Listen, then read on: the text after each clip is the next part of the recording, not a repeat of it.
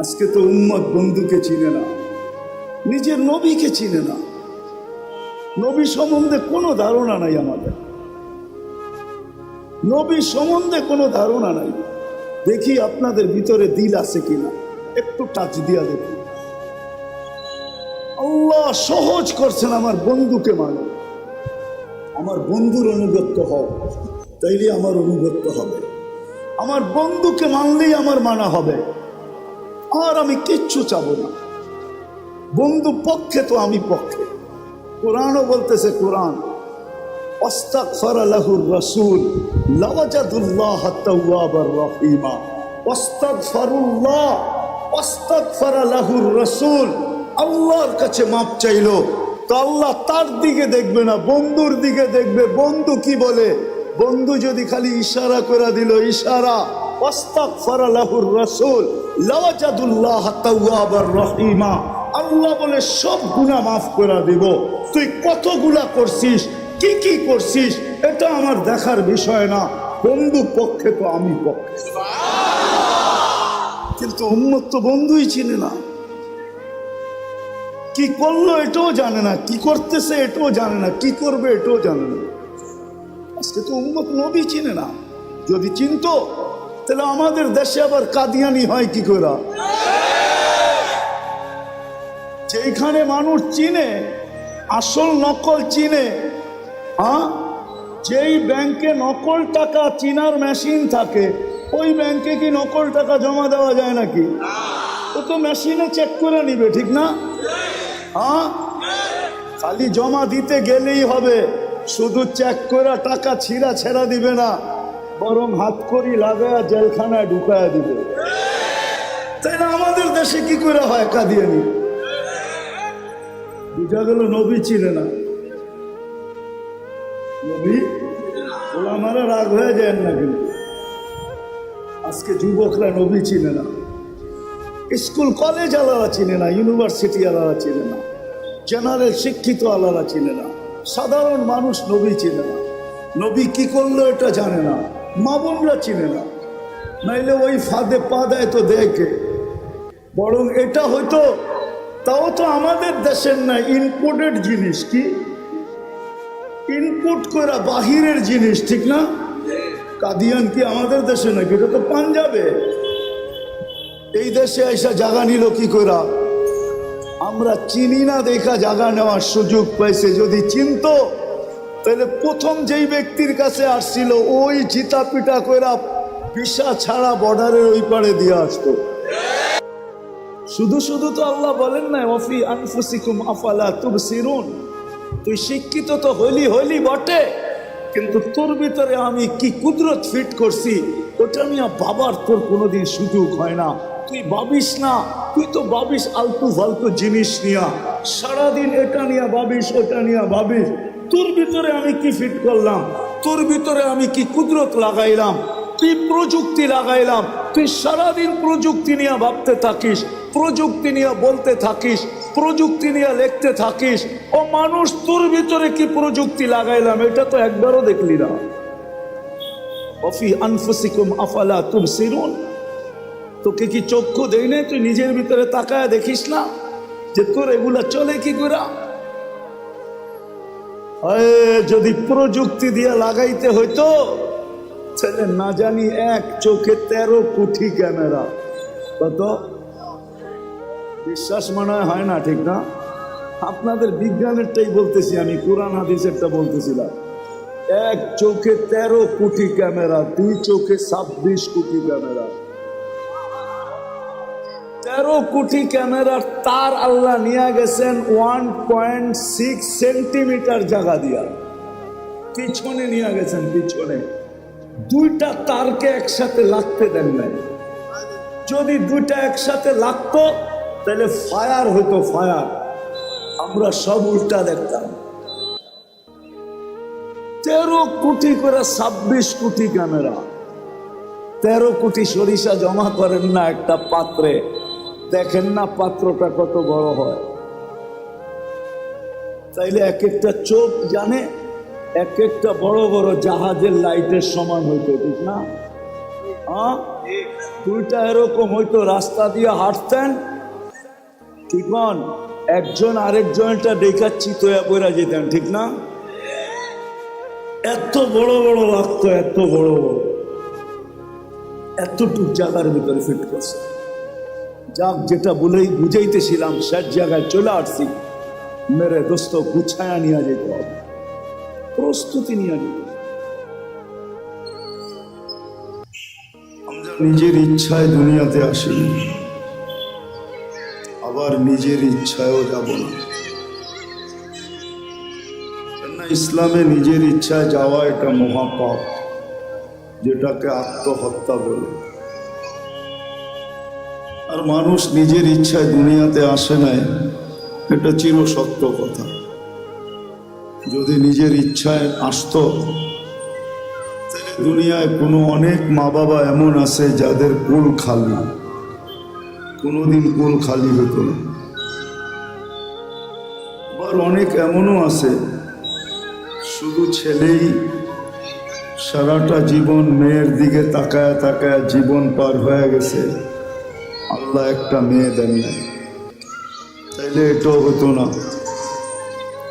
আরো আবার কারো কাছে শুধু মেয়ে, সারা জীবনটা ছেলের দিকে তাকাইতে তাকাইতে জীবন কেটে গেছে, একটা ছেলে হয় নাই, তাইলে এটাও হতো না। বুঝা গেল আমরা নিজের ইচ্ছায় আসি নাই, আবার নিজের ইচ্ছায় যাব না। আল্লাহ সদ ইচ্ছায় নিয়ে আসছেন, আবার আল্লাহ যেদিন চাবেন ওই দিন চলে যাবেন। আবার এটাও সত্য, কে কখন যাব এটাও জানি না। যুবক যৌবনই যাবে, না শিশু শিশুত্বেই যাবে, শিশু অবস্থায় যাবে, না বুড়া বুড়ার থেকে আরো খুনখুনে বুড়া হয়ে যাবে, এটাও কেউ জানি না। লা তাদরি নাফসুন বিআইয়ি ওয়াক্তিন তামুত, কে কখন মরবে এটাও জানে না। আল্লাহ সতর্ক করছেন, এটা বটে, আমাদেরকে সতর্ক করছেন, ইবনে আদম, ও মানুষ, লা তাফরাহ বিদুনিয়াইকা, দুনিয়ার উন্নতি চাকচিক্য, দুনিয়ার উন্নতি, দুনিয়ার চাকচিক্য, দুনিয়ার আধিপত্য, দুনিয়ার ক্ষমতা, দুনিয়ার সয় সম্পত্তি, দুনিয়ার টাকা পয়সা, দুনিয়ার বিবি বাল বাচ্চা তোমাকে যেন মাতাল না করে। ফাইন্নাকা গায়রা মুখাল্লাদ, তুমি কিন্তু চিরঞ্জীব না, এটা মনে রেখো। বুঝলে অনেক কিছু, আর না বুঝলে কিছুই না, ভাবলে অনেক বড়। আল্লাহ প্রত্যেককে সতর্ক করছেন, তুমি কিন্তু চিরঞ্জীব না, এটা মাথায় রেখো। যার কাছ থেকে আসছো তার কাছে ফেরত যেতে হবে, যার কাছ থেকে আসছি তার কাছ থেকে আসছি, আবার আল্লাহর কাছেই কিন্তু ফেরত যেতে হবে। থাকার সুযোগ এখানে কারো ছিল না, কারো নাই। যদি থাকার সুযোগ এখানে হতো তাহলে কবির কথা সত্য হতো, আরবি কবির কথা সত্য হতো, লাউ কানাতিদ দুনিয়া মুখাল্লাদা, দুনিয়া যদি চিরদিন কারো জন্য হতো, মা মাতা মুহাম্মাদা, তাহলে মুহাম্মদুর রাসূলুল্লাহ সাল্লাল্লাহু আলাইহি ওয়াসাল্লাম দুনিয়ার থেকে কোনোদিন যাইতেন না। কেননা সমগ্র সৃষ্টিটা ওনার সুবাদে তৈরি, সব ওনার সুবাদে তৈরি, আমরাও ওনার সুবাদে, আকাশ জমিন সব কিছু ওনার সুবাদে তৈরি। তাইলে উনি চিরদিন দুনিয়াতে থাকতেন, উনি যখন থাকেন না তো আমাদেরও থাকার কোনো সুযোগ। কবির কথাই সত্য, আজল নে না ছোরা কেসরা না দারা, उसी से सिकंदर सा फाते भी देहारा, हर एक लेके क्या क्या हसस सुधारा, परा रह गया यही ठाट सारा।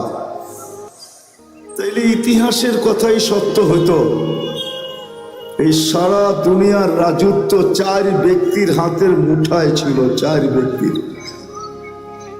4 জন ইতিহাসের পাতায় পাওয়া যায় যাদের হাতের মুঠায় এই সারাটা দুনিয়ার রাজত্বটা ছিল।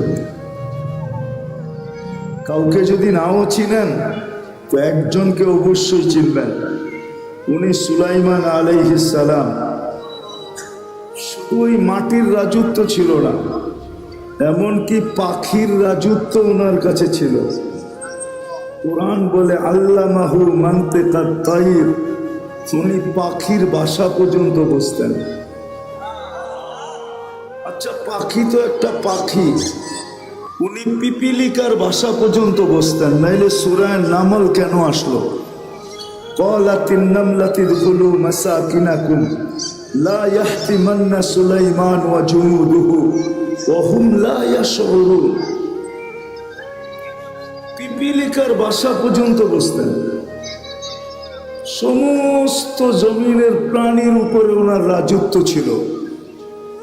এমনকি এই জমিনের উপরে প্রবাহমান বাতাসের উপরে ওনার রাজত্ব ছিল। নাইলে গুদুহা শাহরুন ওয়া রাওয়াউহা শাহরুন, এই কথা কোরআনে কেন আসতো?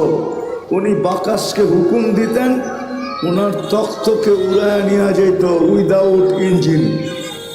কোনো ইঞ্জিন নাই,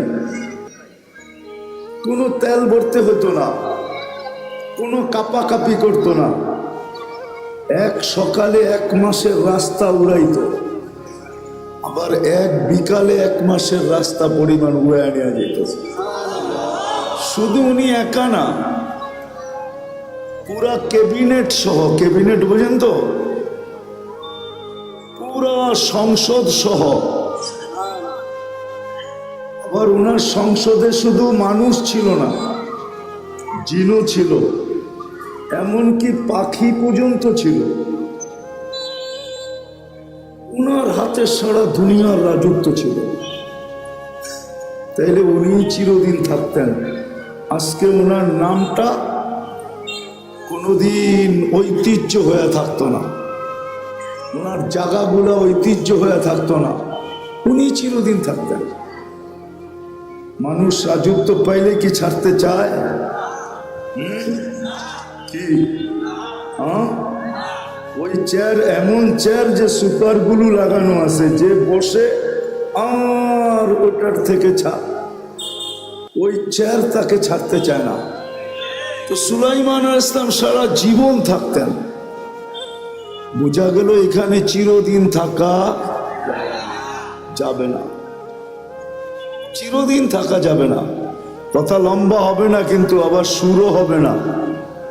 যত ধ্যান দিয়া শুনবেন আশা করি বুঝে আসতে পারে। আর লম্বাও হবে না, অল্প সময় কথা হবে।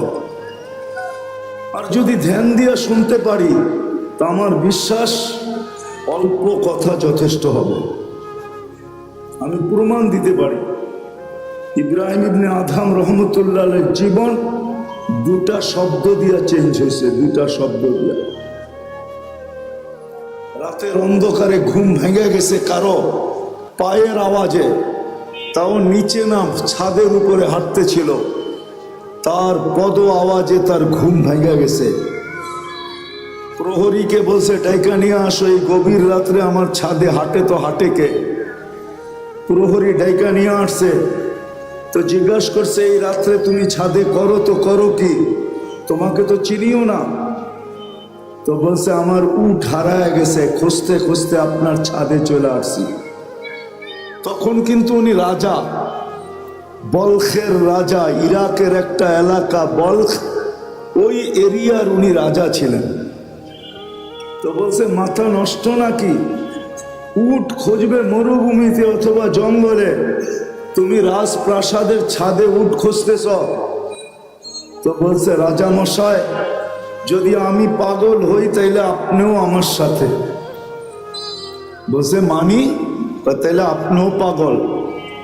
বলছে কি কইরা? আমি পাগল হলাম কি করে, প্রমাণ কি? বসে আমি যদি ছাদে খুঁজে না পাই তা আপনি রাজপ্রাসাদে বসে আল্লাহ পাবেন কি করে? এতটুক কথায় জীবন চেঞ্জ, সকাল থেকেই জীবন চেঞ্জ। রাজত্ব ছাড়ছেন, ফকিরি গ্রহণ করা। আজকে ইব্রাহিম ইবনে আদহাম নাম নিতে দেরি, রহমতুল্লাহ আলাই পড়তে দেরি করে না। রহমতুল্লাহ আলাই পড়তে কেউ দেরি করে না। প্রথম সারির আল্লাহওয়ালাদের ভিতর থেকে একজন। আরেকটা হাদিস থেকে শুনায় দিই, হাদিস কিতাব থেকে। বনি ইসরাইলের একজন বদমাশ ছিল, নাম ছিল কিফিল। বনি ইসরাইলের বদমাশ প্রতি রাত্রে খরচ করতেন ব্যভিচারের পিছনে, ব্যভিচারের পিছনে। বর্তমান টাকায় 50 থেকে 60 লক্ষ টাকা বর্তমান টাকায়। একদিন নিয়ে আসছেন এক মহিলাকে, কামরায় ঢুকায় দিয়া বলতেছেন আমি প্রস্তুতি নিয়ে আসতেছি। যখন প্রস্তুতি নিয়ে আসছেন তো দেখতেছেন এক কোনায় বসে কাঁদতেছে। তো জিজ্ঞাসা করতেছে কাঁদিস কেন? তোকে তো জোর করে নিয়ে আসি নাই, টাকা দিয়া নিয়ে আসছি। তো বলছে শোন কিফিল, আমি বাজারি মেয়ে না, বিপদের কারণে তোর হাতে ধরা দিতে বাধ্য হয়েছি,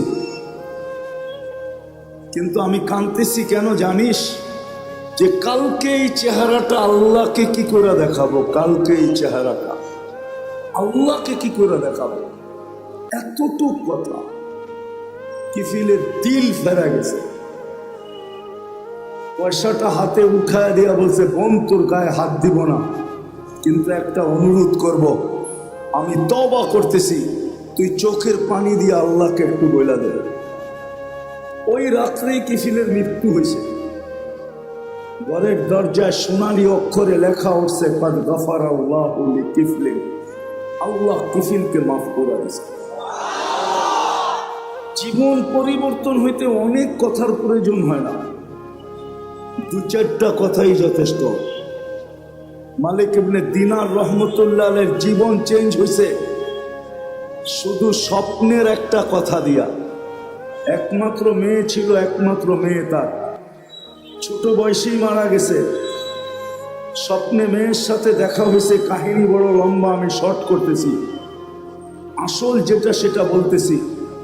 তো ছেলে মেয়ে বাপের হাত ধরা বলছিল আব্বা এখনো কি মুসলমানের ফিরে আসার সময় হয় নাই? এতটুকু কথা তার জীবন চেঞ্জ। জন্য কথা লম্বা হবে না, ধ্যান যত হবে আমার বিশ্বাস তত কথা তত বেশি দিলে গাঁথবে। নড়াচড়া যত কম হবে তত বেশি কথা দিলে গাঁথবে। তো যেটা বলতেছিলাম, অস্তিত্ব সদিচ্ছায় না, আর যাওয়াটাও সদিচ্ছায় না, আবার এইখানে চিরদিন থাকাও না। কেউ চিরদিন থাকবে না। দুনিয়া এটার প্রমাণ দিতেছে। ডেলি 4 থেকে 5 লক্ষ মানুষ ডেলি উঠা যেতেছে। আবার আপনি বলবেন তেমন আসতেছে, জন্ম নিতেছে, মানি, কিন্তু একদিন উঠানোটা উপরে হবে, আশাটা কমে আসবে। উঠতে উঠতে একদিন দুনিয়া শূন্য হবে, এটাই সত্য। দুনিয়া শূন্য হবে, নাইলে হাদিসে এই কথা আসতো না। কোন এক পর্বে আল্লাহ মালাকুল মউতকে জিজ্ঞাসা করবে মাম বাকিয়া আলা যাহরিল আরদ, জমিনে কে বাকি? মালাকুল মউত বলবে লা আলাল আরদি আহাদ, জমিনে কেউ বাকি নেই। সব টোকায় টোকায় নিয়ে আসছি, কুড়ায় কুড়ায় নিয়ে আসছি, খুঁজা খুঁজা নিয়ে আসছি। আল্লাহ জিজ্ঞাসা করবে আইনাল্লাযীনা কানু ইয়াঈশুনা ফি বুরুজিন মুশাইয়্যিদা, ওরা কোথায়? যারা বড় বড় উঁচা উঁচা দেওয়ালের ভিতরে বাস করত, চতুর্দিকে পাহারা আর পাহারা, টেকনোলজি আর টেকনোলজি, মেশিন আর মেশিন। যারা মৃত্যুকে স্বপ্নেও ভাবত না, ওরা কোথায়? আল্লাহ জানেন। মালাকুল মউত বলবে ওদেরকেও নিয়ে আসছে, কেউ বাকি নেই। হ্যাঁ, বাকি আছে আহলুস সামাওয়াত, আকাশওয়ালারা বাকি। ওয়া আনতাল হাইয়ুল্লাযী লা তামুত, আর আপনি চিরঞ্জীব। আল্লাহ বলবে লাগা আকাশে ঝাড়ু, 7 আকাশে ঝাড়ু দিবে। তারপরে জিজ্ঞাসা করবে এইবার, তো বলবে লা আলাল আরদি ওয়ালা আলাস সামাওয়াত, জমিনও কেউ বাকি নেই, আকাশেও কেউ বাকি নেই। ইল্লাল্লাযীনা ইয়াঈশুনা তাহতা আরশি, আপনার আরশের নিচে যারা বিরাজমান এরা বাকি আছে। আর আপনি চিরঞ্জীব, আনতাল হাইয়ুল্লাযী লা তামুত। আল্লাহ বলে লাগাও আমার আরশের নিচে ঝাড়ু, ওইখানেও ঝাড়ু লাগাবে। জিজ্ঞাসা করবে এইবার, তো বলবে লা আলাল আরদি ওয়ালা আলাস সামাওয়াতি ওয়ালা তাহতা আরশি, জমিনেও না, আকাশেও না, আপনার আরশের নিচেও না। ইল্লা ইসনা আশার ওয়া আনতাল হাইয়ুল্লাযী লা তামুত, শুধু 12 জন বাকি, 12 জন। আল্লাহ বলবে নাম বলো, তো বলবে আরবাতু, জিবরিল, মিকাইল, ইসরাফিল, মালাকুল মউত, নাহনু আরবা, আমরা 4 জন। ওয়া সামানিয়াতু মিন হামিলাতি আরশি, আপনার আরশ বহনকারী 8 জন, টোটাল 12 জন বাকি।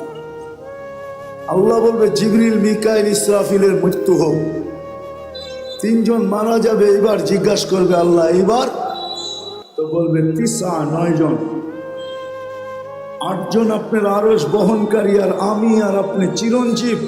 আল্লাহ বলবে ফালিয়ামুত হামিলাতা আরশি, আমার আরশ বহনকারীদেরও মৃত্যু হোক। তারপরে আল্লাহর আগে জিজ্ঞাসা করবে এইবার বলকে, তো বলবে আনা ওয়া আনতাল হাইয়ুল্লাযী লা তামুত, আমি এবং আপনি চিরঞ্জীব।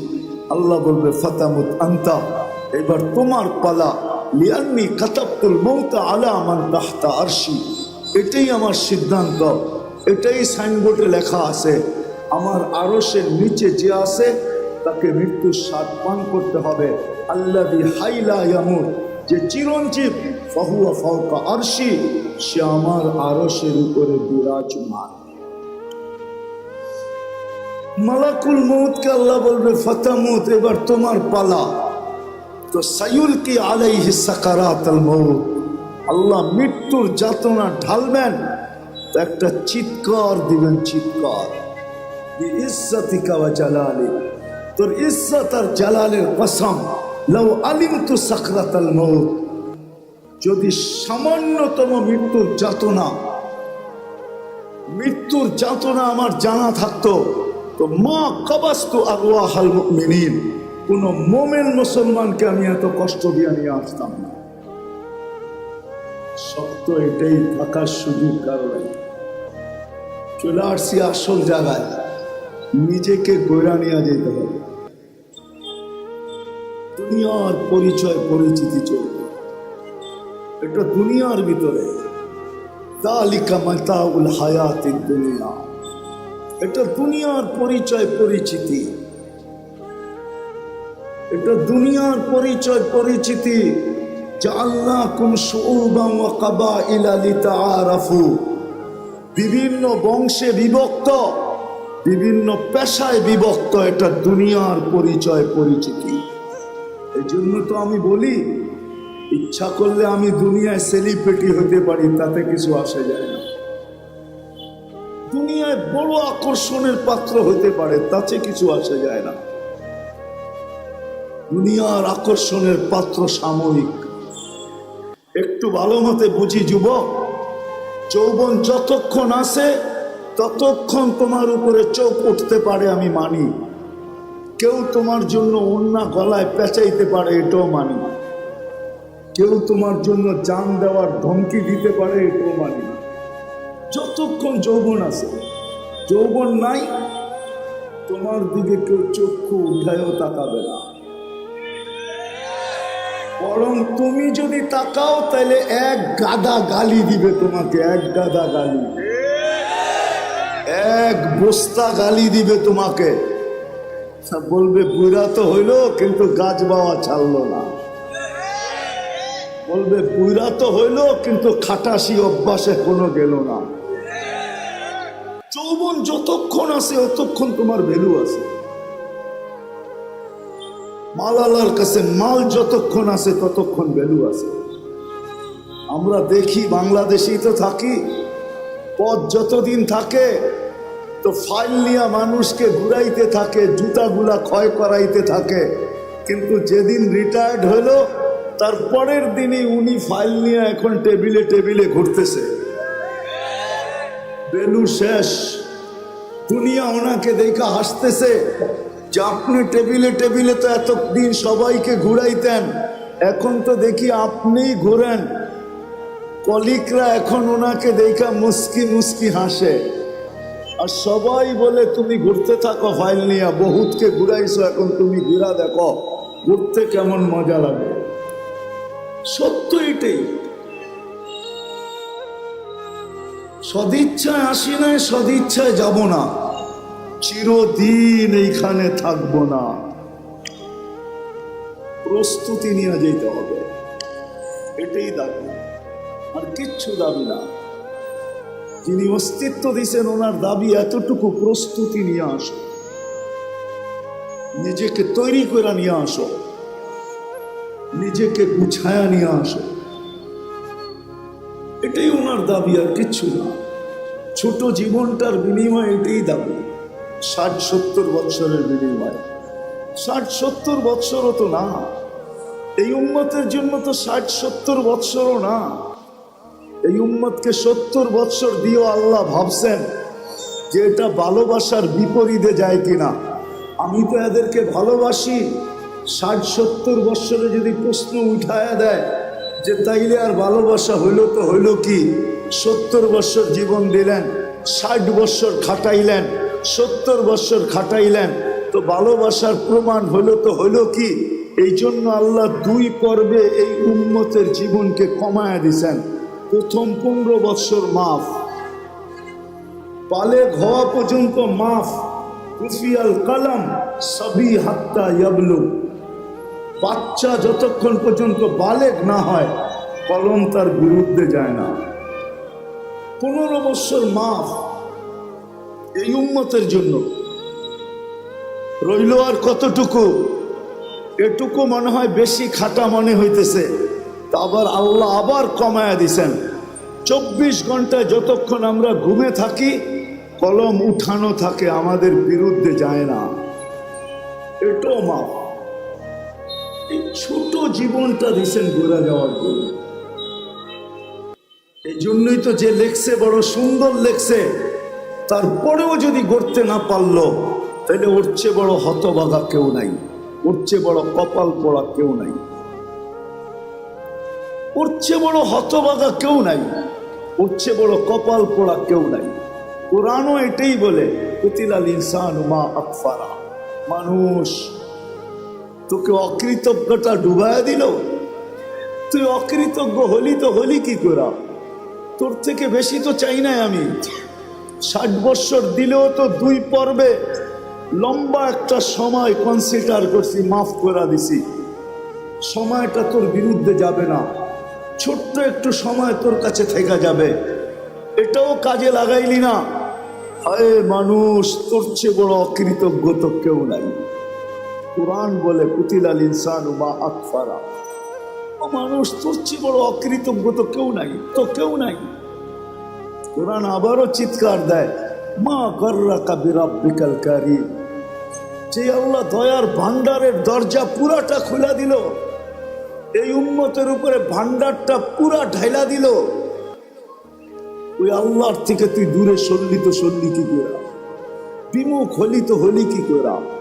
এই জন্যই তো এক হাদিসে পাওয়া যায়, যুবক যৌবনে থাইকা, পুরুষ পুরুষত্বে থাইকা, নারী নারীত্বে থাইকা, পদালা পদে থাইকা, আধিপত্যওয়ালা আধিপত্যে থাইকা, সম্পত্তিওয়ালা সম্পত্তি পাওয়ার পরে, মেইলওয়ালা মেইল পাওয়ার পরে, ফ্যাক্টরিওয়ালা ফ্যাক্টরি পাওয়ার পরে, হাটওয়ালা হাট পাওয়ার পরে, বাজারওয়ালা বাজার পাওয়ার পরে, রোডওয়ালা রোড পাওয়ার পরে, ঘাটওয়ালা ঘাট পাওয়ার পরে, প্রত্যেক ব্যক্তি পাওয়ার পরে যখন আল্লাহর থেকে ভুলা যায়, আল্লাহর থেকে দূরে সরে, তো আল্লাহ জিজ্ঞাসা করে কাছের থেকে আয়সা, হাল ওয়াজাদতা আজওয়াদা মিন্নি, আমার চেয়ে বড় দাতার সন্ধান কি তোর কাছে আছে?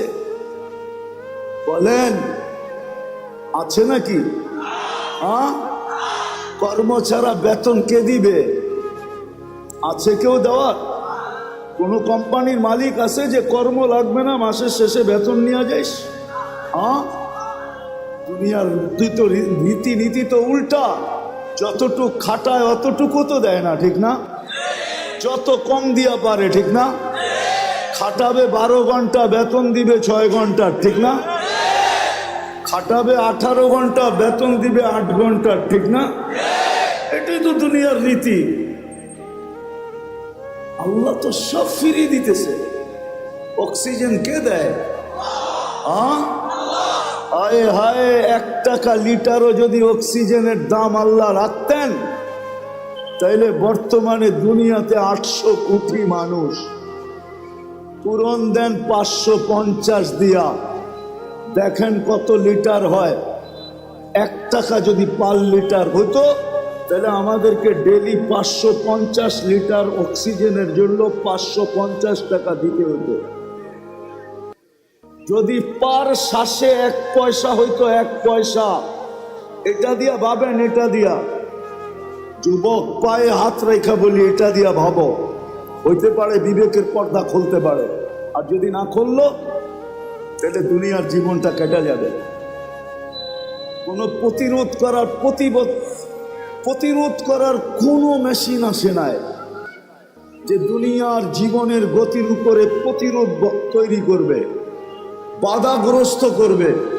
কোনো মেশিন আসে নাই। এই গতিকে রোধ করবে, আমাদের জীবনের যাত্রার গতিকে রোধ করবে। আপনি বসে আছেন, যাত্রা কিন্তু চলমান। আপনি ঘুমায় আছেন, যাত্রা কিন্তু চলমান। আপনি বেহুশ আছেন, তারপরও যাত্রা চলমান।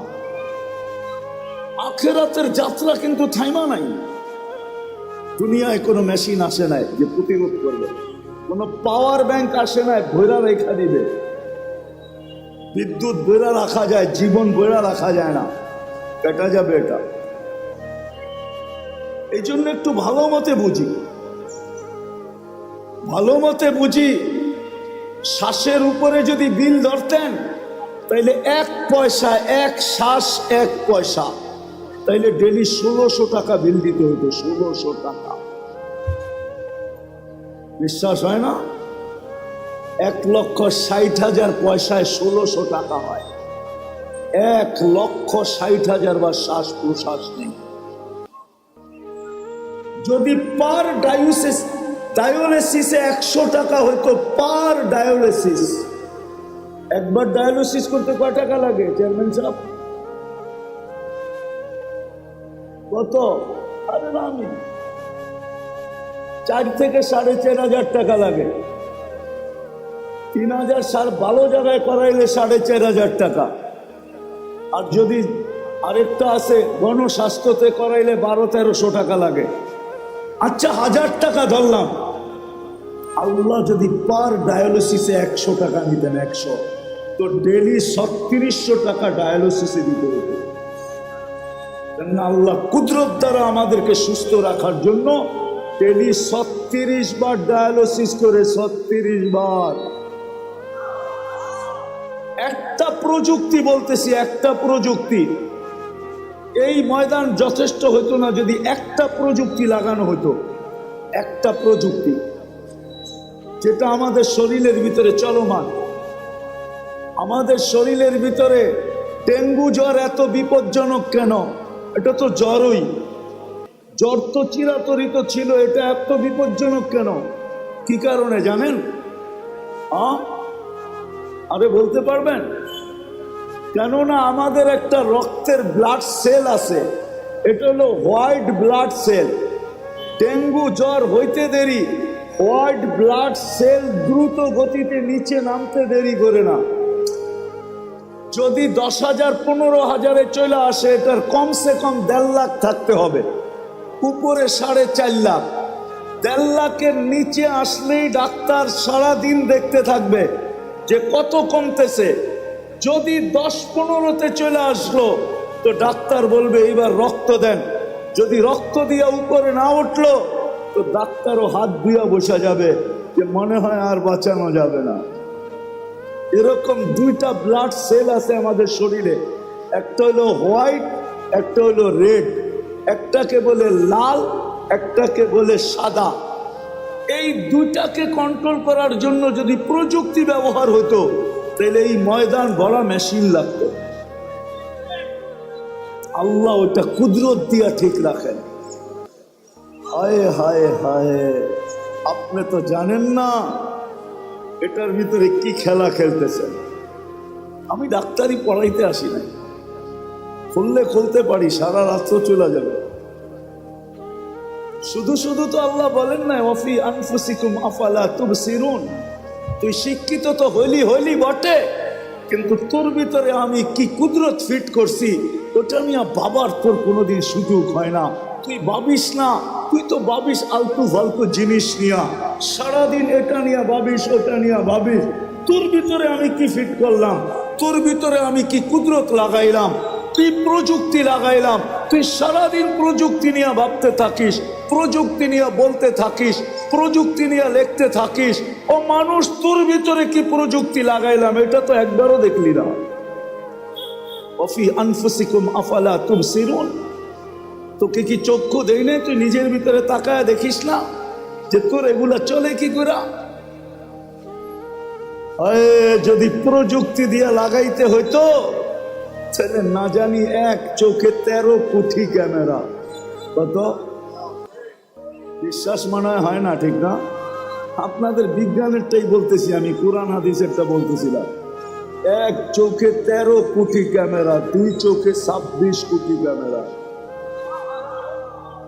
13 কোটি ক্যামেরার তার আল্লাহ নিয়ে গেছেন 1.6 সেন্টিমিটার জায়গা দিয়া, পিছনে নিয়ে গেছেন। পিছনে দুইটা তারকে একসাথে লাগতে দেন নাই।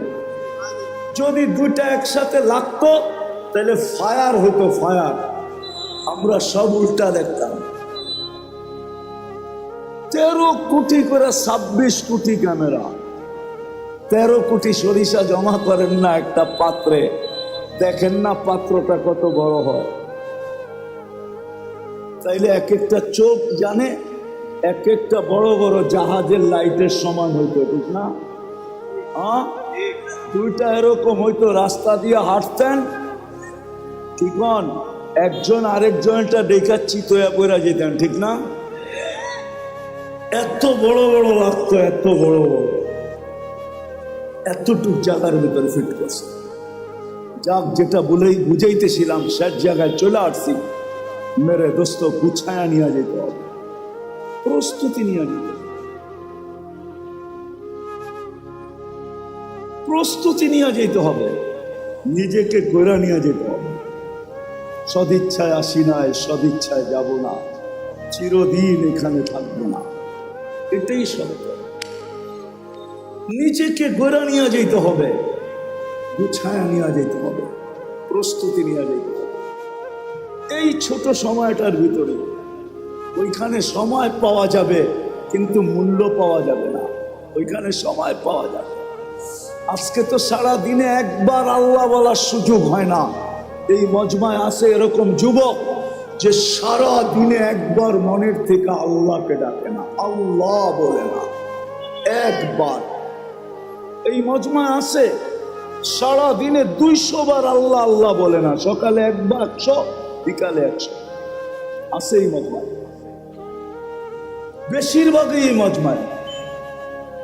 এই মজমায় আছে এরকম লোক সারা বৎসরে একবার কোরআনটাকে নিয়ে পড়তে তো জানে না, কোরআনটাকে নিয়ে একবার একটা চুমা দেয় না, এরকম করে একটা চুমা দেয় না একবার বৎসরে। রাগ হয়ে গেলেন? হ্যাঁ, অথচ ভালোবাসা যদি চুমা দিতেন তাহলে ওয়াদা তো ছিল, আমিও তোকে ভালোবাসা চুমা দিব,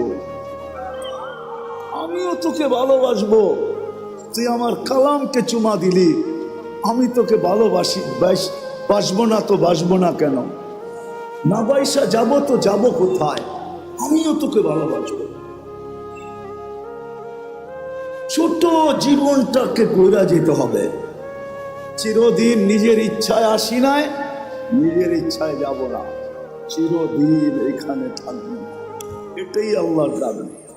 কোরআন এটাই বলে, আতিউল্লাহ, কোরআন এটাই বলে, আল্লাহকে মানো, জীবনটা গড়ে আসো।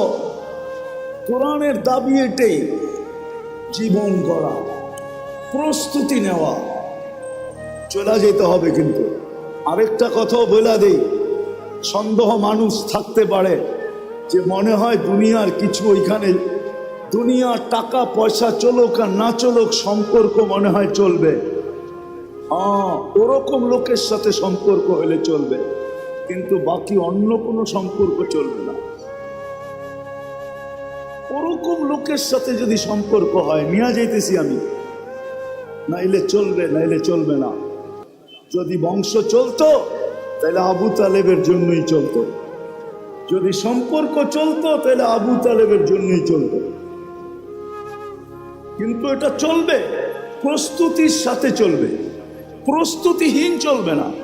আপনি যত উঁচা গড়েই জন্ম নেন না কেন, যত উঁচা গড়েই জন্ম নেন না কেন, আবু তালেবের চেয়ে বেশি মুহাম্মদুর রাসূলুল্লাহর রক্ত, আবু তালেবের শিরার রক্ত, একই রক্ত দুই শিরায়। অথচ মুহাম্মদুর রাসূলুল্লাহ সাল্লাল্লাহু আলাইহি ওয়াসাল্লামের দূষিত রক্ত পান করতে দেরি, আল্লাহর রসুলের মুখ থেকে ঘোষণা আসতে দেরি হয় নাই, তোর শরীর জাহান্নামের উপরে হারাম।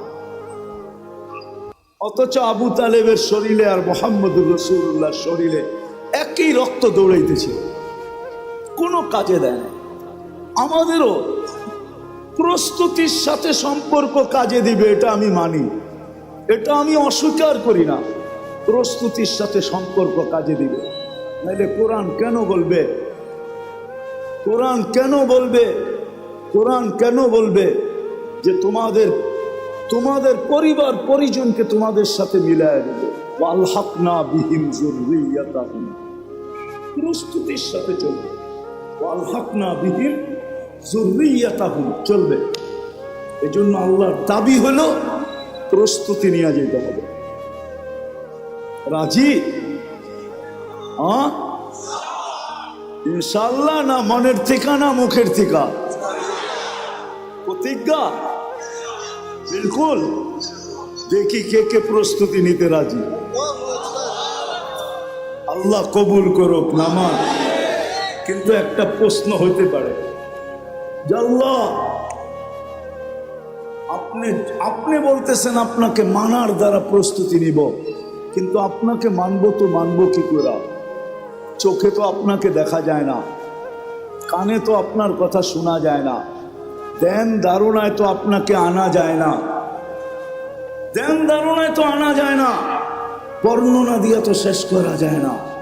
দুনিয়ায় সামান্য পদস্থ মানুষ হইলেই সিরিয়ালের জন্য মাসের পর মাস অপেক্ষা করতে হয় না? নাই বাংলাদেশে এরকম কোনো ডাক্তার আছে? 3 মাস 4 মাস আগে সিরিয়াল নিতে হয়, ঠিক না? সামান্য একজন ডাক্তার, ঠিক না?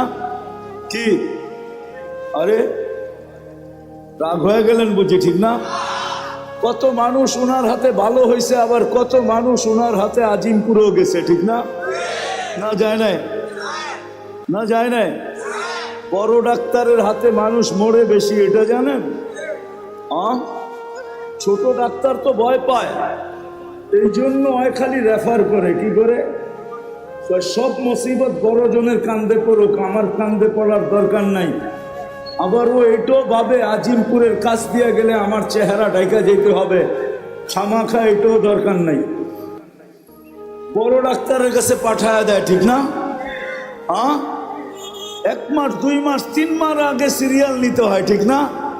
একজন মানুষ হয়ে যদি 3 মাস পর্যন্ত ঘুরতে হয়, তাহলে আল্লাহ তো আল্লাহ, ঠিক না? আল্লাহ চিনেন? আল্লাহকে তো চোখে দেখা যায় না, কথা শোনা যায় না কানে, ধ্যান ধারণায় আনা যায় না, বর্ণনা দিয়ে শেষ করা যায় না। আল্লাহ তো আল্লাহ না, আল্লাহ তো রহমান, আল্লাহ তো রহিম, আল্লাহ তো মালিক, আল্লাহ তো কুদ্দুস, আল্লাহ তো সালাম, আল্লাহ তো মুমিন, আল্লাহ তো মুহাইমিন, আল্লাহ তো আজিজ, আল্লাহ তো জব্বার, আল্লাহ তো মুতাকাব্বিরুল খালিকুল বারিকুল মুসাব্বিরুল গফফারুল কহারুল ওয়াহাবুর রাসাকুল ফাত্তাহুল আলিমুল কাবিদুল বাসিতুল খাফিদুর রাফিউল মুইজ্জুল মুদিল্লুস সামিউল বাসীরুল হাকামুল আদলুল লতীফুল খবীরুল হালিমুল আযীমুল গফুরুশ শাকুরুল আলিয়ুল কবীরুল হাফিজুল মুকিতুল হাসিবুল জলিলুল করিমুর রকিবুল মুজিবুল ওয়াসি আল হাকিমুল ওয়াদুদুল মজিদুল বাঈসুশ শাহীদুল হকুল ওয়াকিলুল কবিয়ুল মতিনুল ওয়ালিয়ুল হামিদুল মুসি আল মুবদি আল মুঈদ আল মুহয়ি আল মুমীত আল হাইয়্যু আল কাইয়্যুম আল ওয়াজিদ আল মাজিদ আল ওয়াহিদ আল আহাদ আল সামাদ আল কাদির আল মুক্তাদির আল মুকদ্দম আল মুআখ্খার আল আউয়াল ওয়াল আখির আল যাহির ওয়াল বাতিন আল ওয়ালি আল মুতাওয়ালি আল বাররু আত তাওয়াব আল মুনতাকিম আল আফু আর রউফ মালিক আল মুলক যাল জালালি ওয়াল ইকরাম المقسط والجامع والغني والمغني المانع الضار النافع النور الهادي البديع والباقي الوارث والرشيد الصبور جل جلاله আল্লাহ তো 99 পদের মালিক, যার পদের শুরুও নেই শেষও নাই।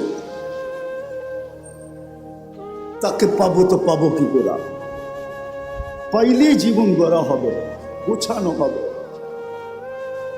পাবো তো পাবো কি কইরা? তো আল্লাহ বলতেছে আতিউর রাসূল, মেনে নিলাম, দাবি ফিরায় নিলাম। প্রশ্ন যখন উঠা গেছে, জানি না উলামা একমত হবে কিনা, আমার তাখাইয়ুল বলে আল্লাহ দাবি ফিরায় নিলেন। তারপরেই বললেন আতিউর রাসূল, আমার বন্ধুকে মানলেই হবে, আমার বন্ধুকে। আরেক জায়গায় কোরআনে বলছে মান আতা আর রাসূল ফাকাত, আমার বন্ধুকে মানলো তো আমাকে মানলো। আমার বন্ধুকে মানো, বন্ধুকে মানলেই হবে। সম্মেলন তো এদিকের জন্য ওইদিকে যাইতেও পারতেছি না। আজকে তো উম্মত বন্ধুকে চিনে না, নিজের নবীকে চিনে না। নবী সম্বন্ধে কোনো ধারণা নাই আমাদের, নবী সম্বন্ধে কোনো ধারণা নাই। দেখি আপনাদের ভিতরে দিল আছে কিনা, একটু টাচ দিয়া দেখি। আল্লাহ সহজ করছেন, আমার বন্ধুকে মানে, আমার বন্ধুর অনুগত্য হও, তাইলে আমার অনুগত্য হবে। আমার বন্ধুকে মানলেই আমার মানা হবে, আর আমি কিচ্ছু চাবো না। বন্ধু পক্ষে তো আমি পক্ষে। কোরআনও বলতেছে, কোরআন ওয়াস্তাগফারা লাহুর রাসূল লাওয়াজাদুল্লাহ তাওয়াবার রহিমা। ওয়াস্তাগফারুল্লাহ, ওয়াস্তাগফারা লাহুর রাসূল, আল্লাহর কাছে মাপ চাইলো তো আল্লাহ তার দিকে দেখবে না, বন্ধুর দিকে দেখবে। বন্ধু কি বলে? বন্ধু যদি খালি ইশারা করে দিল, ইশারা, ওয়াস্তাগফারা লাহুর রাসূল লাওয়াজাদুল্লাহ তাওয়াবার রহিমা, আল্লাহ বলে সব গুনাহ মাফ করে দিব। তুই কত গুনাহ করছিস, কি কি করছিস, এটা আমার দেখার বিষয় না। বন্ধু পক্ষে তো আমি পক্ষে। কিন্তু উম্মত তো বন্ধুই চিনে না, কি করলো এটাও জানে না, কি করতেছে এটাও জানে না, কি করবে এটাও জানে না। আজকে তো উম্মত নবী চিনে না। যদি চিনতো তাহলে আমাদের দেশে আবার কাদিয়ানি হয় কি করে? যেখানে মানুষ চিনে, আসল নকল চিনে। যেই ব্যাংকে নকল টাকা চিনার মেশিন থাকে, ওই ব্যাংকে কি নকল টাকা জমা দেওয়া যায় নাকি? ও তো মেশিনে চেক করে নিবে, ঠিক না? খালি জমা দিতে গেলেই হবে, শুধু চেক করে টাকা ছিঁড়া ছেড়া দিবে না, বরং হাত করি লাগায়া জেলখানায় ঢুকায়া দিবে। তাই না? আমাদের দেশে কি করে হয় কাদিয়ানি? বুঝা গেল নবী চিনে না। নবী ওলামারা রাগ হয়ে যায় না, কিন্তু আজকে যুবকরা নবী চিনে না, স্কুল কলেজ আলাদা চিনে না, ইউনিভার্সিটি আলাদা চিনে না, জেনারেল শিক্ষিত আলাদা চিনে না, সাধারণ মানুষ নবী চিনে না। নবী কি করলো এটা জানে না, মা বোনরা চিনে না। নাইলে ওই ফাঁদে পা দেয় তো দেখে, বরং এটা হয়তো, তাও তো আমাদের দেশের না, ইনপোর্টেড জিনিস। কি ইনপুট করা বাহিরের জিনিস, ঠিক না? কাদিয়ান কি আমাদের দেশে নাকি? এটা তো পাঞ্জাবে। এই দেশে এসে জায়গা নিল কি করা? আমরা চিনি না দেখা জায়গা নেওয়ার সুযোগ পাইছে। যদি চিনতো তাহলে প্রথম যেই ব্যক্তির কাছে আসছিল ওই চিতা পিটা কইরা ভিসা ছাড়া বর্ডারের ওই পারে দিয়ে আসতো। আমাদের উম্মত চিনে না নবীকে, অথচ আল্লাহ তো বলতেছে আমি আমার দাবি ফেরত নিলাম, আমার বন্ধুকে মানলেই হবে। বন্ধুকে মাইনা দেখাও। আর আমরা তো আল্লাহর বন্ধুকে চিনি না, কার উম্মত হইলাম এটাও জানি না। আয় উম্মতে মোহাম্মদী, সমগ্র মানব জাতির মাথায় মুকুট একটা। কয়টা? কয়টা? কয়টা? ওয়ালাকাদ কাররামনা বনি আদম, শ্রেষ্ঠত্বের একটা মুকুট। আমাদের মাথায় মুকুট কয়েকটা? কয়েকটা, একটা না। শুধু উম্মতে মুহাম্মদী হতে পারার কারণে প্রথম মুকুট ওয়ালাকাদ কাররামনা বনি আদম, মানুষ হিসাবে একটা মুকুট। দ্বিতীয় আমাদের মাথায় আরেকটা মুকুট, কুনতুম খায়রা উম্মাহ, তোমাদের চেয়ে উত্তম উম্মত নাই, এটা হলো দ্বিতীয় মুকুট। তৃতীয় আরেকটা মুকুট, ওয়াজতাবাকুম, আমি তোমাদেরকে কুদরতি হাত দিয়া নির্বাচিত করছি, এটা আরেকটা মুকুট। আরেকটা দেখামো, আরেকটাও দেখাই। তোমাদের মাথায় চতুর্থ মুকুট, শুহাদা আলান নাস, শুহাদা ওয়ায়াকুনুর রাসূলু শাহীদান আলাইকুম ওয়া তাকুনু শুহাদা আলান নাস। ও উম্মতে মুহাম্মাদী, কিয়ামতের দিন আমি তোমাদেরকে আমার পক্ষে সাক্ষী হিসাবে আমার পাশে দাঁড় করাবো। এই উম্মত সমস্ত উম্মতের উপরে সাক্ষী হবে। বলেন সাক্ষী আর আসামি এক জায়গায় দাঁড়ায়? তাইলে বোঝা গেল আমরা কিয়ামতের মাঠে ইনশাআল্লাহ দাঁড়াবো না, আমরা তো আল্লাহর পাশে দাঁড়াবো। জালালউদ্দিন সুয়ুতী রহমতুল্লাহ আলাইহি লেখছেন, আমরা আরশের পাশে স্টেজ হবে, স্টেজ, আমরা ওই স্টেজে দাঁড়াবো। অনেক সময় পার হয়ে যাবে যদি আমি মুকুট দেখাইতে থাকি আপনাদের। উম্মত হওয়ার কারণে যে মুকুট দিছে, দেখি আজকে দিলের ভিতরে দিল আছে কিনা, বুকের ভিতরে দিল আছে কিনা, লাগে কিনা, দুই একটা শুনায়া দেখি। ওই রসুলকে মানার জন্য হয় হয় যিনি সারা জীবন চোখের পানি কোনোদিন ঝরা থামান নাই, যার চোখের পানি উম্মতের জন্য থামে নাই। জিবরিল জিজ্ঞাসা করছে, মিকাইল জিজ্ঞাসা করছে, আপনি সবসময় কাঁদেন কেন? মা জালা আরাকা তাবকি, আপনি সবসময় কেন কাঁদেন? বলছে, জিবরিল মিকাইল, যেদিন থেকে জান্নাত দেখা আসছি, দুজক দেখা আসছি, উম্মতের জন্য আমার চোখের পানি থামে না, চোখের পানি থামে না। আপনাদেরকে আমি বুঝাইতে পারবো না, এটা বুঝানোর জিনিস না। আচ্ছা চলেন দেখি একটু বুঝতে পারেন কিনা। মুসা আলাইহিস সালাম আল্লাহকে দেখতে চাইছেন, আল্লাহ বলছে পাহাড় যদি স্থির থাকে তাহলে তুমি দেখতে পারবে। এটাই তো কোরআন বলে, ঠিক না? হ্যাঁ, পাহাড় স্থির থাকলে তুমি আমাকে দেখতে পারবে। ফাতাজাল্লা লিল জাবাল, আল্লাহ তুর পাহাড়ে, আমি তুর পাহাড় দেখছি বিদায় বলতেছি আপনাদেরকে, তুর পাহাড়ে আল্লাহ তাজাল্লি দিছেন ৭০,০০০ পর্দার ওই পার থেকে। মধ্যে কত পর্দা? মুসা আলাইহিস সালাম বেহুশ ছিলেন, ৪০ দিন বেহুশের মতো ছিলেন। কতদিন? কতদিন? ৪০ দিন বেহুশের মতো ছিলেন। অথচ কাবা কাউসাইনি আদনা, কাবা কাউসাইনি আও আদনা সুম্মা দানা ফাতাদাল্লা। আল্লাহর রাসূল আরশে এরকম আল্লাহর পাশে বসা, উইদাউট পর্দা। হারায়া যাওয়া উচিত ছিল, কিন্তু হারায়া গেছেন, সব ভুলে গেছেন।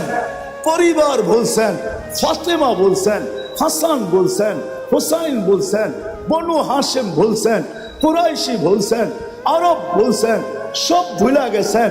কিন্তু উম্মত ভুলেন নাই, ওই টেবিলেও উম্মতকে স্মরণ করছেন, ওই টেবিলে। সেইখানে এতটুকু কাছে আলোর জগৎ, তাজাল্লিয়াতের জগৎ, আল্লাহর তাজাল্লি সহ্য করতেছে সিনা, আর পাশে বৈশা উম্মতকে স্মরণ করতেছেন। নাইলে আপনি আত্মাহিয়াত পড়েন কোত্থেকা ওয়া আলা ইবাদিল্লাহিস সালিহিন। এটা তো নবীজি উম্মতকে স্মরণ করে বলছেন। আমার উপরে শুধু সালাম দিলেন, আমাকে শুধু সালাম দিলেন, আল্লাহকে বলছে শুধু আমাকে, আমার উম্মত কই যাবে? তো আল্লাহ জিজ্ঞাসা করছে, বন্ধু এইখানে উম্মত? আমার তাখাইয়ুল যে এইখানে উম্মত না উঠলে তো উঠবে কোন জায়গায়? এই টেবিলে যদি উম্মত না উঠলো তাহলে কোথায় উঠবে? এরকম কাছে হব তো আর হব কখন? এত নৈকট্য পাবো তো পাবো কখন? দুইজন এরকম কাছাকাছি হব তো আর হব কখন? এই টেবিলে যদি উম্মত না ওঠে তাইলে আর কোন টেবিলে উঠবে? এই টেবিলে যদি উম্মত হারায়া যায় তাইলে আর উম্মতকে কোথায় উঠাবো আমি? আজকে ওই উম্মত নবী ছিল, চোখের পানি জন্দ হয় নাই। চলেন, এটা তো এক বেলা। দ্বিতীয়টা শুনাইতেছি। যখন দুনিয়ার থেকে বিদায় নিতেছেন তখন 9 ঘর ক্ষুধার্ত, 9 ফ্যামিলি, নিচে কয়েক দিনের ক্ষুধার্ত, হাসান হুসাইন ক্ষুধার্ত, আলী ফাতেমা ক্ষুধার্ত, ঘরে এতটুকু তেল পর্যন্ত নাই যে বাতি জ্বালায়া রাত্রে অন্ধকার দূর করবে, এতটুকু তেলও নাই। আম্মা জান বলতেছে যদি থাকতো তাহলে খিদা নিবারণের জন্য তেলটা আগে পান করে নিতাম, এতটুকু খিদার ধারণা ছিল। ওই সময় চোখে পানি। জিবরিল জিজ্ঞাসা করছে, কেন কাঁদেন? আতাবকি ওয়া আনতা ইলা রফিকিল আলা, আপনি এখনো কাঁদেন? এখনই তো আল্লাহর সান্নিধ্যে চলে যাবেন, এখন কান্না কেন? তো বলছে জিবরিল, ফামান লিবাদি লি উম্মতি, কান্না এই জন্য যে আমার পরে আমার উম্মতকে কে দেখা রাখবে। এই উম্মত আজকে নবী ছিলেন। একজন যুবক তো এখানে হবে না, তোমাদের পায়ে হাত রাখি। আজ পর্যন্ত কত জিবি তোমরা খরচ করছো? প্রতি মাসে তো আনলিমিটেড খরচ করো, কেননা প্রত্যেকের ঘরে ওয়াইফাই আছে। আজ পর্যন্ত কোনো দিন নবীর শান, যে আমাদের নবী কে, ওনার পরিচয় কোনোদিন গুগলে সার্চ দিয়ে দেখছো? যে একটু দেখি, একটু দেখি। ওনার পক্ষে না হইলে তো কিয়ামতের দিন পার হওয়া যাবে না। আল্লাহ পক্ষে হবে না, রব্বে কাবার কসম, মুহাম্মদুর রাসূলুল্লাহ যদি পক্ষে না হলো, দুনিয়ার কেউ তার কোনো আমল দিয়া পার হতে পারবে না। না আমল দিয়া, না আল্লাহ পার করবে। মুহাম্মদুর রাসূলুল্লাহ পক্ষে হতে হবে, পক্ষে। আরে যতক্ষণ পর্যন্ত পক্ষে না যাবে ততক্ষণ পর্যন্ত তো আল্লাহ হিসাব কিতাবও শুরু করবে না। ১৬ লক্ষ নবী চিৎকার দিতে থাকবে নাফসি নাফসি বইলা। 312 জন রসুল, 3 জন কিতাবদারি রসুল, 4 জন উলুল আজমি মিনার রসুল, সব চিৎকার দিবে, আল্লাহ হিসাব কিতাব শুরু করেন। আল্লাহ টাকায়ও দেখবেন না যতক্ষণ পর্যন্ত বন্ধু সেজদায় না পড়বে। যখন আল্লাহ রসুল সেজদায় পড়বে, পড়তে দেরি, আল্লাহ বলতে দেরি করবেন না, ইরফা রাসাব। আমার তাখাইয়ুল, কথা বলার ভঙ্গিতে আমি, আমার হাসান কোথায়, আমার হুসাইন কোথায়? অথবা হাসান সম্বন্ধে আপনারা জানেন না, হাসান কে, হুসাইন কে আপনারা জানেন না, নাতি জানেন, নাতি। এই দুইজনেই তো ওনার দুনিয়া ছিল। দুজাহানের বাদশাহ, যিনি 2 নাতিকে পিঠে নিয়া ঘরের ভিতরে গোড়া হইয়া চক্কর কাটতেন, চক্কর। আর নিচের থেকে বলতেন, নানা যান গোড়া কেমন? তো বলতো বড় উত্তম। তো আবার বলতেন, যারা সোয়ার হইছে এরও বড় উত্তম। এই খেলা যিনি খেলতেন, ওই নাতির কথা জিজ্ঞাসা করবেন না, জিজ্ঞাসা করবে আমার উন্নত কথা। রাগ হয়ে যায় না, পায়ে হাত রাখি, আমার সমাজ রাগ হয়ে যেতে পারে। একটা ইউনিয়ন পরিষদের চেয়ার পাওয়ার জন্য আমার দেশে মানুষ মরতে রাজি, মারতে রাজি। কত জান এই পর্যন্ত গেল, আর না জানি যতদিন বাংলাদেশ থাকবে আর কত জান যাবে।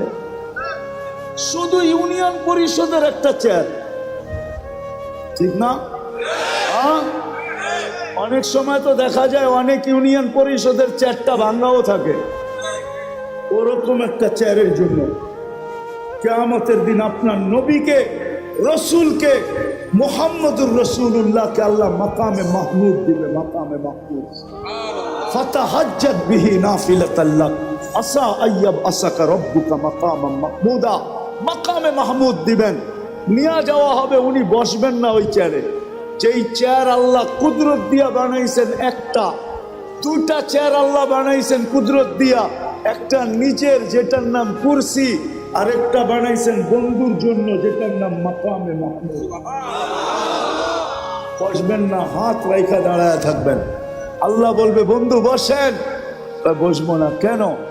উম্মতকে প্রতিশ্রুতি দিয়ে আসছি হাউজে কাউসারে সাক্ষাৎ হবে, উম্মতকে নিজের হাতে পান করাবো। আমি বৈশা গেলে পিপাসিত উম্মতকে কে পানি পান করাবে? বিদায় আমি বসবো না, আমি তো হাউজে কাউসারে ছুটে যাব।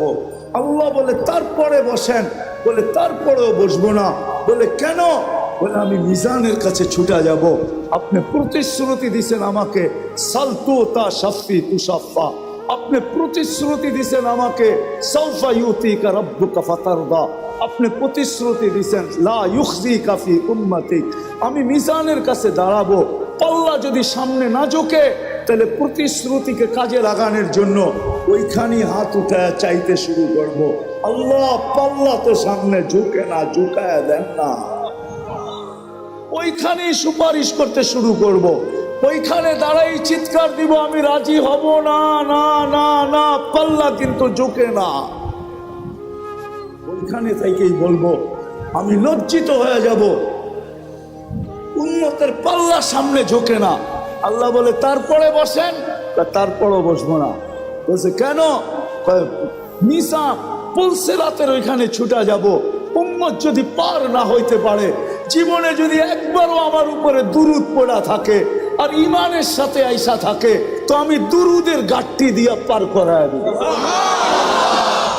বলছে তারপর, বলছে তারপর 3 জায়গায় আমি দৌড়াইতে থাকবো, হাউজে কাউসার, মিজান, পুলসিরাত, হাউজে কাউসার, মিজান, পুলসিরাত। এই জন্য ইবনে আব্বাস থেকে রওয়ায়াত পাওয়া যায় কিয়ামতের দিন আপনাকে কোথায় পাবো? বলছে 3 জায়গার যে কোনো এক জায়গায় পাবে, মিজানে, পুলসিরাতে, হাউজে কাউসারে। আমি 3 জায়গায় ছুটতে থাকবো। যেই নবী কিয়ামতের দিন আমাদের জন্য ছুটবে, আজকে উম্মত ওই নবী ছিলেন। শব্দটা বললে দিলে লেগে যাবে, লানত আমাদের জিন্দেগির উপরে। আজকেও বাইচা আসি ওই নবীর কারণে, নাইলে বহু তাকে ধ্বংস করে দিত। আমার জাতির, মুসলমান জাতি 99% বিজাতির এশকে দেওয়ানা, বিজাতির এশকে, ভালোবাসায় দেওয়ানা।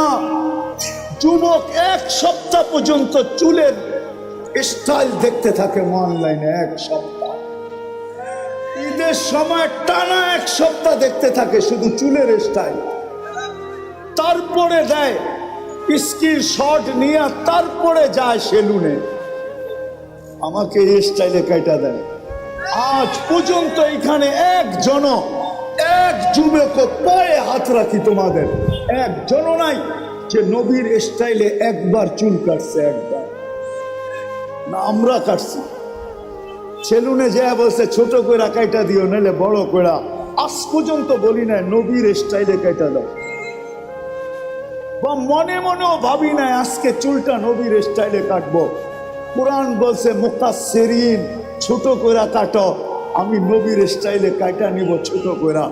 নিয়ত তো মনে মনে করি নাই, অথচ যদি করতাম, যুবক কিয়ামতের দিন হাত পাতার সুযোগ হতো। যদি দেখা হইতো, হবে নিঃসন্দেহে তুমি হাত পাততে পারতে যে আমি জীবনে কিচ্ছু করতে পারি নাই, একবার আপনার স্টাইলে আমি চুল কাটছি, আমাকে কি দিবেন? দেন না। হইতে পারে রব্বে কাবার কসম, একবারের চুল কাটায় ওই কিনারাহীন দয়ার সমুদ্রের ভিতরে কোনো কিনারা নাই। ওইটার কিনারা যদি থাকতো তাহলে কোরআন রউফুর রহিম বলতো না। ওলামা একমত। রউফুর হারিসুম বিল মুমিনিনা, এটা নবীজির সিফত, আল্লাহর সিফত। আল্লাহ বন্ধুকে নিজের সিফত দিছেন। কিনারাহীন দয়ার সমুদ্র হইতে পারত তোমাকে একবার চুল কাটায় তোমাকে জান্নাতে নিয়ে দিত, আমার হাত পাতার সুযোগ হতো। আমি তো সারা বাংলাদেশে চিৎকার দেই, আজ পর্যন্ত তো একটা মেসেজ পাইলাম না যে কোনো মা বোন জীবনের প্রথম সাজ যেটা হয় আর কি, সাজ, বাসর ঘরের সাজ, আজ পর্যন্ত আমার এই লাল সবুজের পরিধির ভিতর থেকে আজকে 3-4 বছর চিল্লাইতেছি, কোথাও থেকে একটা মেসেজ পাই না যে কোনো মা বোন এই মেসেজ পাঠাইছে যে আমার বাসর ঘরের সাজটা ফাতেমার মতো ছিল। সে যায় পাল্লারে বলছে, বা বান্ধবীদেরকে বলছে, বা প্রতিবেশীদেরকে বলছে, বা ঘরের মানুষকে বলছে আমাকে সাজাও, কোনো আজকে আপত্তি নাই, কিন্তু আজকের শ্বাসটা যেন আমার ফাতেমার মতো হয়।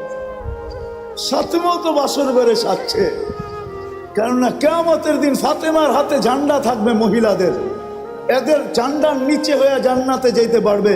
আমি একদিন সাইজা তার পাশে দাঁড়াইতে চাই। যদি জিজ্ঞাসা করে তুই আসলি কেন, তখন যেন হাসি দিয়া বলতে পারি কিছু তো নাই বটে, কিন্তু বিয়ের বাসর রাতের শ্বাসটা আপনার মতো ছিল, এই জন্য চলে আসছে। আজ পর্যন্ত পেলাম না। যা হোক, কথা লম্বা হয়ে যেতেছে। আল্লাহর রসুলকে মানলেই চলবে, কিন্তু এখানেও একটা প্রশ্ন আছে। আমাদের নবীজিকে তো আল্লাহ 63 বছর বয়স দিয়েছেন, 2-4 হাজার বছর বয়স দিতেন, তাইলেও তো মনটাকে বুঝাইতে পারতাম, ঠিক না? 2-4 হাজার বছর বয়স দিতেন, মাত্র বয়স দিয়েছেন 63 বছর। বন্ধুকে তো নিজের কাছে সফর করায় নিয়ে গেছেন, একবারে পাশে বসায়া দিছেন। দুনিয়ায় তো তবুকের আগে সফর করার নাই।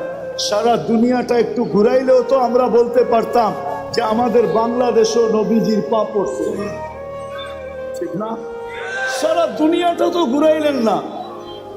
63 বছর বয়সে বন্ধুকে উঠায় নিয়ে গেলেন। এখন মানবো তো মানবো কাকে? কোরআন আমাদেরকে দিক দেখায়, ওয়া উলুল আমরি মিনকুম ওয়া আওরাসনাল কিতাবাল্লাযীনা ইসতাফাইনা মিন ইবাদিনা। কিয়ামতের সকাল পর্যন্ত আল্লাহ বন্ধুর উত্তর সুরি রাখবেন, আল্লাহর উত্তর সুরি রাখবেন। যাদেরকে আল্লাহ নির্বাচিত করে উত্তর সুরি বানাইছেন তাদেরকে কিয়ামতের সকাল পর্যন্ত রাখবেন। নবীজির উত্তর সুরি কিয়ামতের সকাল পর্যন্ত থাকবে। যারা হক্কানি ওলামা এবং আল্লাহওয়ালা, এরা হলেন নবীর উত্তর সুরি, এরা কিয়ামতের সকাল পর্যন্ত থাকবে। হুকুম আসছে, এদের কাছে আমাদের জীবনী আদর্শ সুরক্ষিত থাকবে। আল্লাহ রসুলের আদর্শ কিয়ামতের সকাল পর্যন্ত এই সমস্ত হক্কানি ওলামাদের কাছে সুরক্ষিত আছে। এই জন্যই এরা আজকে এই আয়োজন করছেন আপনাদের কাছে নবীর ওই আদর্শকে পৌঁছানোর জন্য। এই জন্যই ওলামারা কুরবানি দিতেছেন। তাহলে আমি তো বলি, বলেন আপনাদের ইউনিয়নের নাম কি? কি? আমদিয়া, হ্যাঁ ঠিক না? ইউনিয়নের ভিতরে সবচেয়ে কোন ইমামের বেতন আছে 30,000 টাকা? 25, 20, 15, এটা মনে হয় আছে, 15 আছে, ঠিক না? হ্যাঁ, আচ্ছা না, 15 মাইনা নিলাম, কিছু বাদ দেন, 15 আছে, ঠিক না? কিন্তু আমদিয়াতে যদি অটো চালায় কয় টাকা কামানো যায়? কত? 20-25 হাজার, ঠিক না? মাইনা নিলাম 20,000, তাহলে 15,000-এর থেকেও 5,000 বেশি হলো 20,000, ঠিক না? হ্যাঁ, তাহলে হুজুররা অটো চালায় না কেন? অটো চালাইতে কি আমেরিকার থেকে প্রশিক্ষণ নিয়ে আসতে হয়, না ঢাকা ইউনিভার্সিটির ডিগ্রি থাকতে হয়? কোনটা? একটাও না, খালি কিনা নামলেই হয়, ঠিক না? কয়েকদিন একটু ধাক্কা ধুক্কা খাইবো, তারপরে ঠিক হয়ে যাব, ঠিক না? এটাই তো। তাহলে হুজুররা কেন চালায় না বলেন? মাল তো সবার কাছেই প্রিয়, ঠিক না? হ্যাঁ হ্যাঁ, উনি কেন 15,000-এ বয়ে আছে, উনি কেন 10,000-এ বয়ে আছে, উনি কেন 7,000-এ বসে আছে, উনি কেন 8,000-এ বসে আছে? কেন? আমাকে যুক্তি দিয়া বুঝান। আমার কাছে দলিল লাগবে না, যুক্তি দিলেই হবে। বুঝান কেন? ওনার কি সংসার নাই? ওনার কি বিবি বাল বাচ্চা নাই? বরং আমাদের চেয়ে ওনাদের বাচ্চা কাচ্চা বেশি, ঠিক না? আমরা তো কই 2টা হইলেই কি, আমরা তো কই 2-এর বেশি নিয়েন না, মায়ের স্বাস্থ্য ভাঙেন না, ঠিক না? ওনারা তো কয় আল্লাহ যত দেয় দেখ, ঠিক না? কারো 7টা 8টা ডজনও আছে, ঠিক না? কি কন? তারপরও 7,000 8,000-এ পড়ে আছে কেন? মাথা নষ্ট। তাহলে তো ওনার পিছে নামাজও হবে না, পাবনা নিয়ে যেতে হবে। কেন? দায়িত্ব কাঁধে, এই জন্য পড়ে আছে। দায়িত্ব কাঁধে, কাঁধে দায়িত্ব।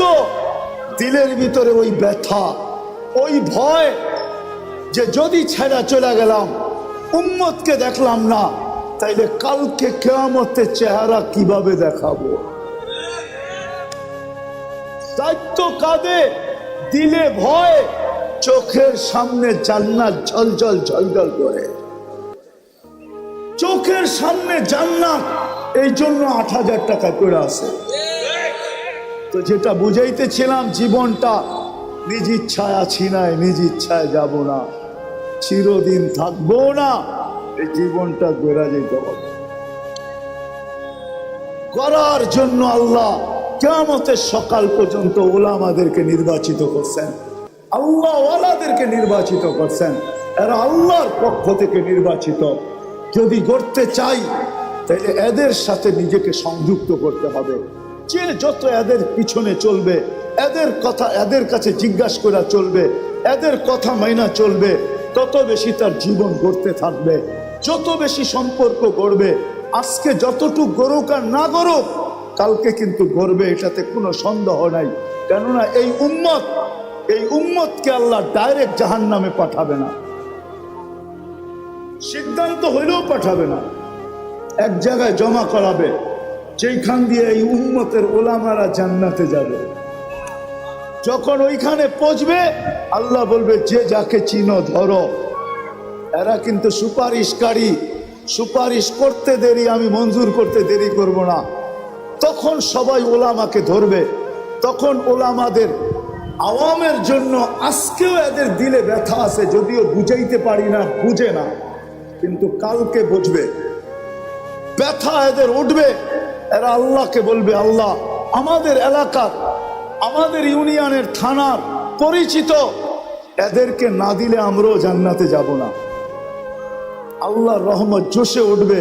তখন আল্লাহ বলবে যে যাকে নিতে চাও নিয়ে যাও। এই জন্যই তো আমি বড় জোর দিয়া বলি, আমার জাতি যদি ওলামাদের পিছনে চলতো, ওলামাদের সাথে চলতো, তাইলে বর্তমানে বাংলাদেশে যেই কজন ওলামা আছে আর যেই কজন মুসলমান আছে, আমাদের বাগে মাত্র ৭৭ জন করে পড়ে। কয়জন? একজন ওলামা নিয়ে যাবে 400 জন। কয়জন? যাদের উপরে জাহান্নাম ওয়াজিব, এমন লোকদেরকে 400 জন নিয়ে যাবে। একজন হাফেজ নিয়ে যাবে 10 জনকে। আমি হাফেজেরটা বাদই দিলাম, ওলামারটা ধরলাম শুধু। ৭৭ জন পড়ে। তারপরও আমাদের কোটা পুরা করতে, 323 জন আমাদেরকে ডাইনে বামের থেকে আইনা কোটা পুরা করতে হবে। বাংলাদেশের মানুষ আমাদের বাগে পড়বে মাত্র ৭৭ জন। যদি আমার জাতি ওলামাদের পিছে চলত, ওলামাদের সাথে চলত, ওলামাদেরকে মহব্বত করত, ওলামাদেরকে ভালোবাসত, এদের সাথে উঠা হইতো, বসা হইতো, এদের সাথে চলা হইতো, এদের সাথে ফিরা হইতো, এদের সাথে খাওয়া হইতো, এদের সাথে লওয়া হইতো, এদের সাথে ভালোবাসা হইতো, এদের সাথে মহব্বত হইতো। আর সবচেয়ে বড় কথা, এটা নাও হইয়া যদি আমার জাতি ওলামাদের উপরে আঙ্গুল না উঠাইতো, তাইলেও যদি আঙ্গুল না উঠাইতো, পায়ে হাত দিয়া বলি তওবা করেন। যদি উঠে থাকেন তওবা করেন, সামনে প্রতিজ্ঞা করেন চলতে না পারলেও আঙ্গুল উঠাবো না, কেননা এই আঙ্গুল মিস হবে না। প্রজেক্টর খালি দুনিয়াতে নাই, কিয়ামতের দিন আল্লাহ বড় বড় প্রজেক্টর লাগাবে। কুদরতি প্রজেক্টর, আপনার আঙ্গুল বারবার আপনার সামনে আসবে যে তুমি আঙ্গুল উঠাইছ। ওই দিন সুপারিশের অধিকার, সুপারিশ আপনার পক্ষে যাবে না। পায়ে হাত দিয়ে এই জন্য আমি বলি, আপনি চলতে না পারেন আমার কোনো আপত্তি নাই, কিন্তু খোদার ওয়াস্তে কোনোদিন আলেমদের উপরে আঙ্গুল উঠায় না।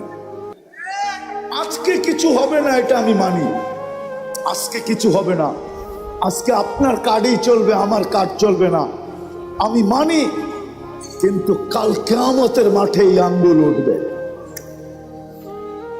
এই জন্য আমার জাতি যদি কমসে কম আঙ্গুল না উঠাইতো, আমি তো বলি এই পোশাকেই তো আমি সারা দুনিয়া যাই, ৯৯টা দেশ তো এই পোশাকেই দেখছি, এখনো তো যাওয়ার সুযোগ আছে, আল্লাহ সুযোগ দিয়া রাখছেন, কিন্তু আমার এই পোশাকের উপরে তো আমি দুনিয়ার কোথাও আঙ্গুল উঠাইতে দেখি নাই।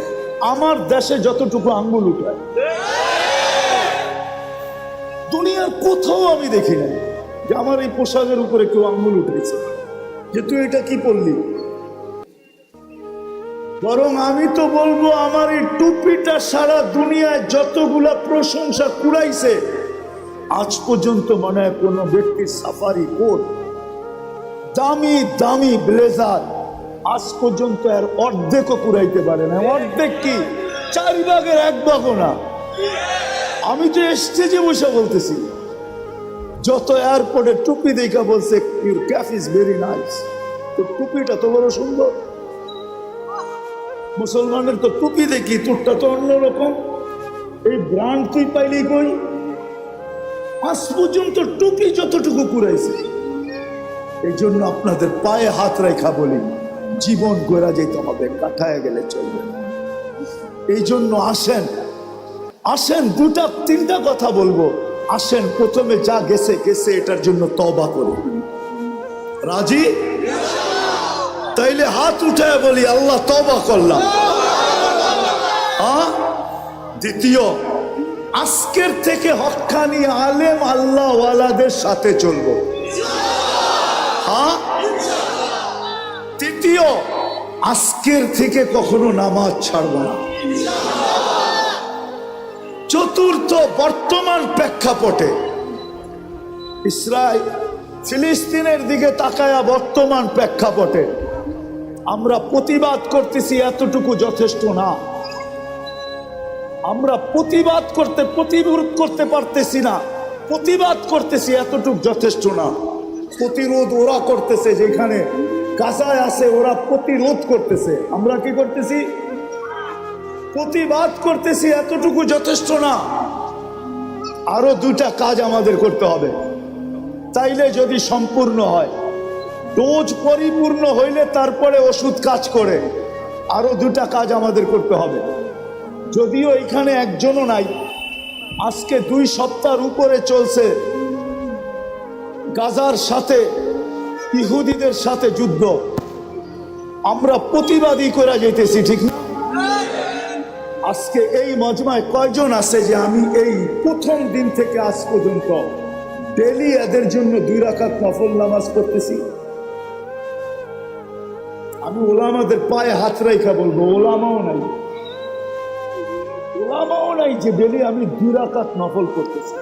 অথচ আল্লাহর হুকুম ছিল আস্তাইনু বিস-সাবরি ওয়াস-সালাহ, আমার কাছে সাহায্য চাও নামাজের মাধ্যমে। বিদায় আপনাদের পায়ে হাত রেখা বলবো, প্রতিবাদ যত খুশি করেন, আমার কোনো আপত্তি নাই, আমি এটার বিরুদ্ধে না, পক্ষে। কিন্তু সাথে সাথে বলবো, আজকের থেকে যতদিন পর্যন্ত এটা মীমাংসা না হয়, আমরা ডেলি 2 রাকাত সালাতুল হাজত পড়ব। কে কে পড়বেন দেখি?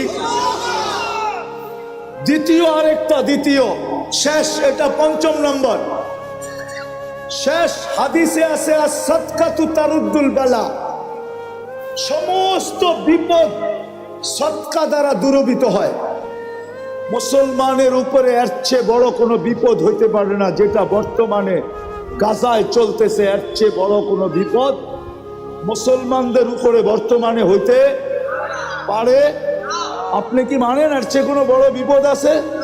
যেখানে বাইতুল মুকাদ্দাসকে গিলা খায়া ফেলতে চাইতেছে প্রথম কেবলা, এর চেয়ে বড় বিপদ কি হইতে পারে? তাইলে এই বিপদকে দূর করার জন্য আজকের থেকে আমরা 1 টাকা সদকা করব। 1 টাকা করবেন? দেখি কে কে করেন। আমি আপনাদেরকে পদ্ধতি বইলা দিতেছি, পদ্ধতি সহজ। ডেলি 1 টাকা দেওয়া মনে নাও থাকতে পারে। আপনি 10 দিনের নিয়ত করে 10 টাকা দিয়ে দেন, 30 দিনের নিয়ত করে 30 টাকা দিয়ে দেন, সদকা করেন। শুধু প্রতিবাদ করলে চলবে না, এর বেশি আপনার আমার কাছে করার কিছু নাই। আপনি চিৎকার দিলেও কোনো লাভ নাই, রক্ত মাথা ফাটাইলেও কোনো লাভ নাই। কেননা বহুত দূর আমরা প্রতিবাদ করতে পারি, কিন্তু আমরা 2টা প্রতিবাদের সাথে সাথে আরো 2টা জিনিস করি। একটা হলো সালাতুল হাজাত, নামাজ পড়ি আর আল্লাহকে কানে কানে বলি, আল্লাহ আবাবিল ঘুরতে দেখি কবে কাজে লাগবে। আল্লাহকে বলি, আল্লাহ আবাবিল উঠতে দেখি কবে কাজে লাগবে। মশা আমাদেরকে কাটতে দেখি কবে কাজে লাগবে। চিৎকারের ফেরেশতাকে ঘুমাইতে দেখি কবে কাজে লাগবে। বাতাসের ফেরেশতাকে ঘুমাইতে দেখি কবে কাজে লাগবে। জিবরিল এখন তো আর ওহির বাহক না, তার 600 ডানা কোন কাজে লাগবে? সেজদায় পড়ে আল্লাহকে বলি না? বলবেন? আল্লাহ আমাদেরকে আমল করার তৌফিক দান করেন। ওমা আলাইনা ইল্লাল বালাগ।